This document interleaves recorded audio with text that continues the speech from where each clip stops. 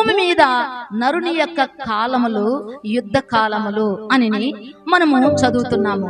ఎందుకంటే ప్రతి దినము కూడా యుద్ధ దినమే, ప్రతి దినము కూడా పోరాటమే, ప్రతి దినము కూడా ఏదో ఒక విషయంలో మనము పోరాటము కలిగి మరి యుద్ధములతో మన యొక్క ఆత్మీయ జీవితంలో మనము ముందుకు సాగుతూ ఉంటాము.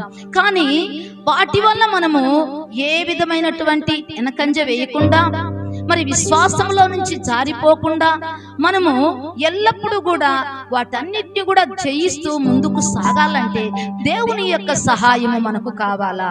దేవుని యొక్క సహాయము, దేవుని యొక్క హస్తము మనకు తోడుగా ఉండాలా.